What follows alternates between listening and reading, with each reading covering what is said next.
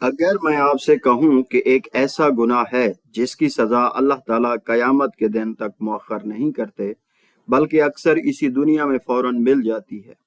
جی ہاں، بہت سے لوگ سمجھتے ہیں کہ گناہوں کی سزا صرف آخرت میں ملے گی، لیکن رسول اکرم صلی اللہ علیہ وآلہ وسلم نے ہمیں ایک ایسے گناہ سے ڈرایا ہے جس کا عذاب اکثر دنیا میں ہی شروع ہو جاتا ہے۔ کیا آپ جانتے ہیں کہ وہ گناہ کون سا ہے؟ وہ گناہ ہے ظلم۔ رسول اکرم صلی اللہ علیہ وآلہ وسلم نے فرمایا، ظلم سے بچو کیونکہ ظلم قیامت کے دن اندھیروں کی صورت میں ہوگا۔ ایک اور حدیث پاک میں نبی اکرم صلی اللہ علیہ وآلہ وسلم نے فرمایا، کچھ گناہ ایسے ہیں جن کی سزا اللہ تعالیٰ آخرت کے ساتھ ساتھ دنیا میں بھی جلد دے دیتے ہیں، اور ان میں سب سے بڑا گناہ ظلم ہے۔ جب کوئی کسی پر ظلم کرتا ہے، کسی کا حق مارتا ہے، کسی کو دھوکہ دیتا ہے، کسی کمزور کو تکلیف دیتا ہے، تو یہ ظلم ختم نہیں ہوتا۔ شاید مظلوم کے پاس طاقت نہ ہو، وہ بدلہ نہ لے سکے، لیکن وہ جب ہاتھ اٹھاتا ہے اور اللہ سے دعا کرتا ہے، اور مظلوم کی دعا بہت طاقتور ہوتی ہے۔ رسول اکرم صلی اللہ علیہ وآلہ وسلم نے فرمایا، مظلوم کی بد دعا سے بچو کیونکہ اس کے اور اللہ کے درمیان کوئی پردہ نہیں ہوتا، کوئی رکاوٹ نہیں ہوتی، کوئی دیر نہیں ہوتی، کوئی بچانے والا نہیں۔ تاریخ ایسے واقعات سے بھری پڑی ہے۔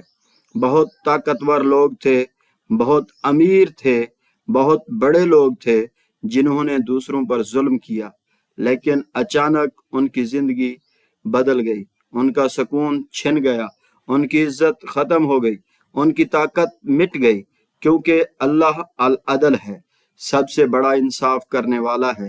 اللہ مہلت تو دیتا ہے لیکن ظلم کو کبھی نظر انداز نہیں کرتا۔ سوچئے، بعض لوگ سمجھتے ہیں کسی نے دیکھا ہی نہیں، میں بچ گیا ہوں، لیکن حقیقت یہ ہے کہ اللہ سب کچھ دیکھ رہا ہے۔ مظلوم کے ہر آنسو کو، ہر ٹوٹے ہوئے دل کو، ہر نا انصافی کو اللہ سب کچھ دیکھ رہا ہے، اور کبھی کبھی اللہ اپنا انصاف اسی دنیا میں دکھا دیتا ہے تاکہ لوگ سنبھل جائیں۔ اس لیے کسی کو تکلیف دینے سے پہلے، کسی سے سخت بات کرنے سے پہلے، کسی کا حق مارنے سے پہلے یہ بات ضرور یاد رکھیں کہ جس شخص کو آپ کمزور سمجھ رہے ہیں وہ اللہ کے سامنے بہت طاقتور ہو سکتا ہے، اور اگر اس کے دل سے اللہ کے سامنے آہ نکل گئی تو ممکن ہے آپ کی سزا کل سے پہلے ہی شروع ہو جائے۔